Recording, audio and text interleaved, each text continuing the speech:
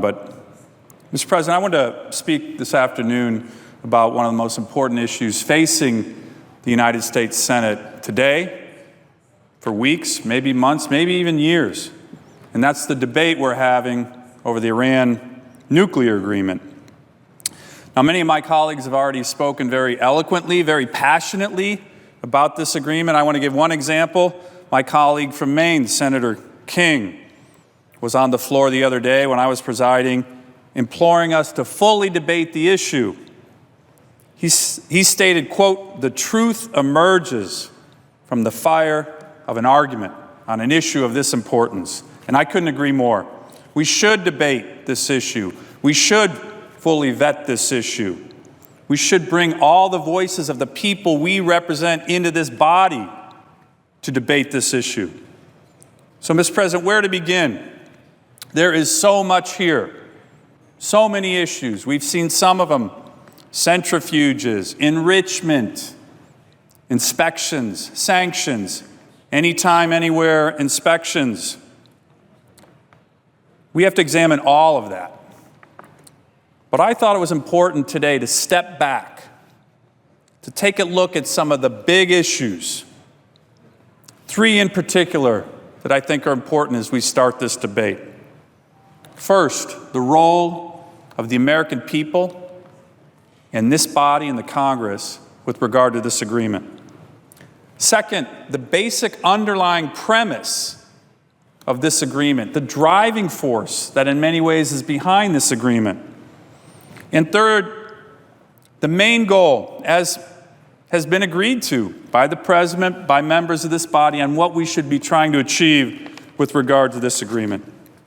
So first, the role of the American people in this body. You know, Mr. President, there's confusion.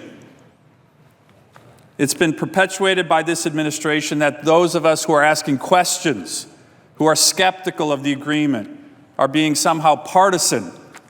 The President said that Republicans, no matter the deal, will disagree with him, will not vote for him, will not vote with him. And in some ways, he seems to be making this about his personal agenda.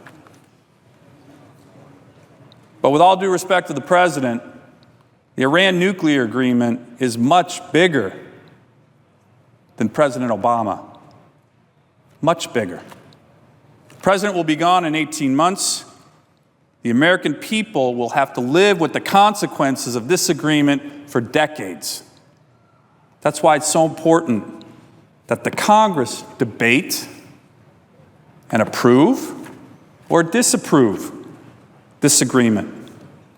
And yet, had the Obama administration had its way, we would not be doing that today, what we are doing right now, debating this agreement.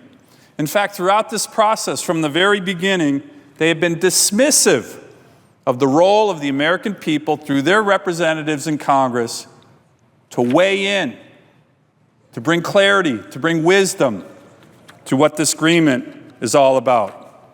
Just a few months ago, Mr. President, the President said that he did not want the Congress to be involved at all. We started debating an act on this floor to provide this body with an opportunity to review and approve. He said he would veto it.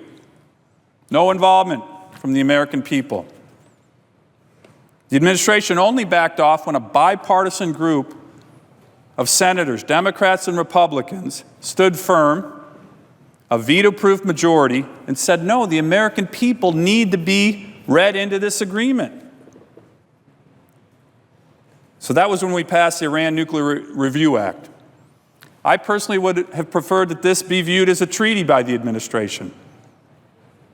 But we are reviewing it now under that law. And then the President and Secretary Kerry have taken the deal to the UN Security Council. Again, before Congress and the American people even started to debate the issue. Russians, Chinese were voting on this agreement before we had the opportunity to do so. Members of this body, Democrats and Republicans, implored the Secretary, don't do this. It's an affront to the American people. They didn't listen. And finally, the president saying, even before we debate, if we're not in agreement with him, he's going to veto whatever we do in this body. Mr. President, this is not how the federal government is supposed to conduct foreign policy. Throughout the history of this great body, weighing in and voting on international agreements, international treaties of this magnitude has been the Senate's most important job, the heart and soul of what we do in this body. Sadly, two former members of this body, the President and the Secretary of State, have actively fought against our involvement. But Alexander Hamilton knew better. In the Federalist Papers, he spoke about the critical role of the Senate in foreign affairs. He warns against the President having sole authority over issues of such delicate and momentous kind. He argued vigorously for the Senate to have a say on critical foreign policy and national security issues. And our history and the Constitution reflect this. And that's where we come in. And that's why we're debating this. So in examining the agreement, Mr. President, I think it's important to understand and look at the bigger picture. What's the driving force? What's the underlying premise? What's the philosophy that's motivating this agreement? It's not hard to discern. From the beginning of the Obama administration, the President and his team have been focused on transforming our relationship with Iran, to bring it into the community of respected nations, transforming the Middle East. The President has talked about this a number of times. He highlighted this in a speech to the United Nations in 2013. And it's here again in the text of this agreement. The text of the agreement states the P5+1 expresses its desire to build a new relationship with Iran. That's in the agreement. This is a bold and ambitious goal, no doubt, but it's also dangerously naive. Interestingly, there's no reciprocal statement in the agreement by Iran about Iran wanting to have a new relationship with the United States or the West. We want it, they don't seem to want it. In fact, with its leaders regularly still chanting death to America, death to Israel, even after the signing of this agreement, it seems very clear that Iran does not want a new relationship. And this is the biggest flaw of the agreement. It amounts to a high-stakes bet, the highest of stakes, the security of the United States, that Iran will change its behavior. And what I fear the most is if they don't change, and there's no sign that they're going to, by its own terms, this agreement, within 10 years, will enable Iran to have a much stronger economy, a significant ballistic missile capability, be on the verge of a nuclear bomb, and still be the world's largest sponsor of state terrorism. This is a huge risk for the security of our country and our allies in the Middle East. But it didn't have to be this way. This agreement could have mitigated these risks. We do this all the time in diplomacy. We tell countries that we negotiate with, you improve your behavior, you get rewarded incrementally, step by difficult step. For example, during the debate we had on the Iran Nuclear Review Agreement, I offered an amendment that was simple, but it was based on this issue. Sanctions would be lifted on Iran once Iran came off the list of countries that sponsor state terrorism. Simple. Improve your behavior, you get rewarded.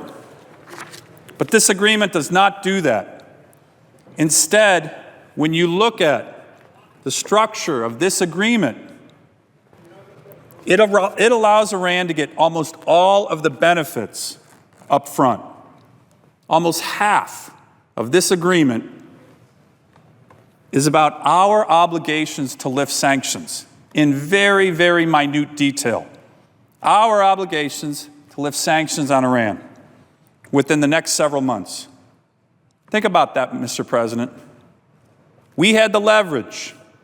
The countries that negotiated this are among the most powerful in the world. We had Iran on the ropes with strong American-led sanctions. We had the leverage, and we lost it with this agreement on the hope that Iran will change its behavior. And so far, it's clear that their leaders did not get the memo on the change of behavior or on the new relationship. Iran is still destabilizing the Middle East, holding Americans hostage, threatening Israel, supporting terrorist groups like Hezbollah and others throughout the world.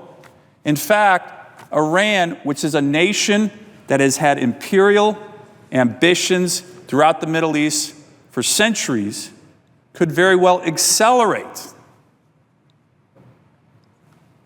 the activities, its destabilizing activities, as a result of the power and prestige that this agreement provides them.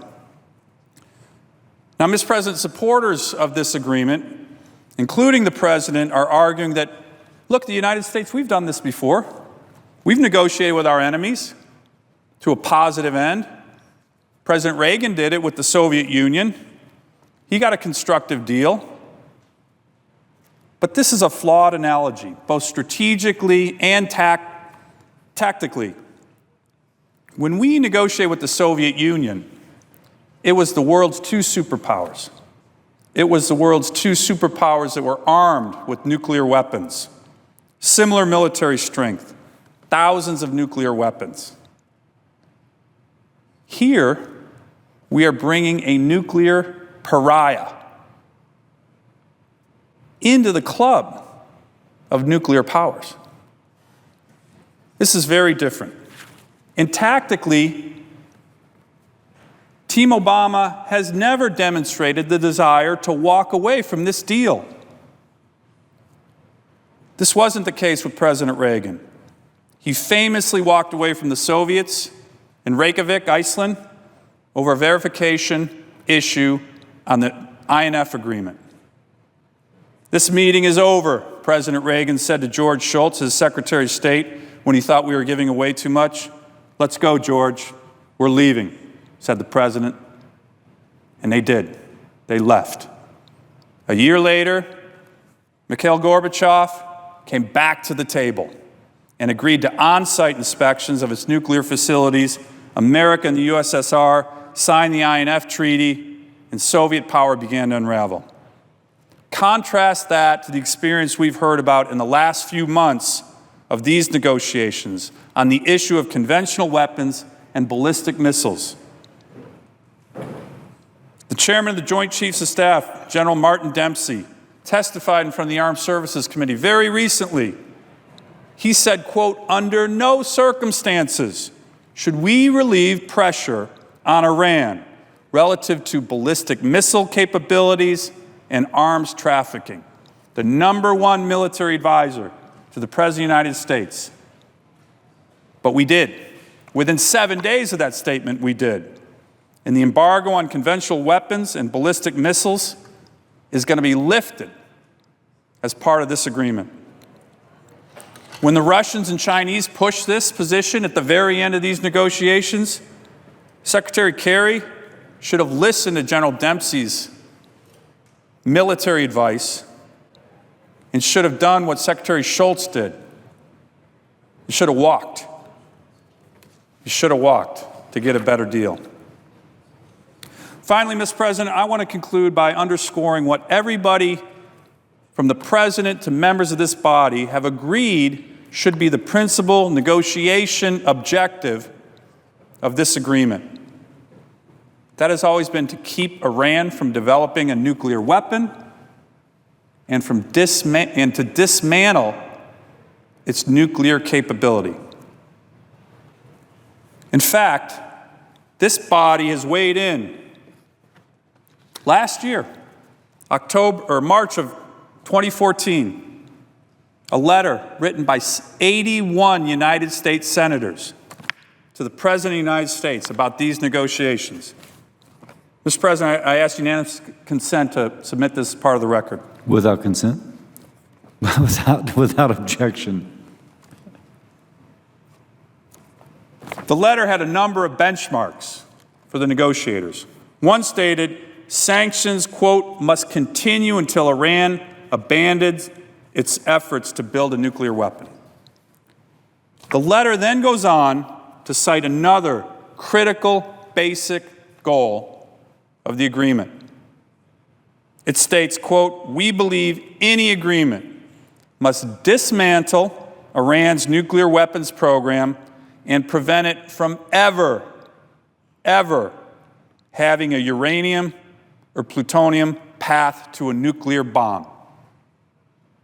81 senators last year stated that. Let me repeat that, Mr. President. We believe any agreement must dismantle Iran's nuclear weapons program and prevent it from ever having a uranium or plutonium path to a nuclear bomb. I agree with the 81 senators. 40 Democrats, 40 Republicans, 1 independent who signed that letter. 72 of those senators are still members of this body. But they need to ask themselves, are they sure that this goal has been achieved? I've read this entire agreement, Mr. President. I believe this goal has not been achieved. And that should deeply concern all members of the United States Senate. Mr. President, let me conclude by quoting someone I normally do not quote on the floor of the United States Senate. Iranian Supreme Leader Ayatollah Khamenei, who just this past Saturday stated the following, quote, even after this deal, our policy towards the arrogant United States will not change. And then he led the crowd he was before into chanting, death to America. That, Mr. President, is the country that we are hoping and risking our future on that will change. That we will have a, quote, new relationship with, as the agreement states. To the American people, we will continue to debate this critical issue. In the words of my colleague from Maine, we will bring fire to the debate, and the truth will emerge. Unfortunately, here's one truth that I find self-evident. Iran is not changing anytime soon. That's because this agreement didn't force it to. Mr. President, I yield the floor.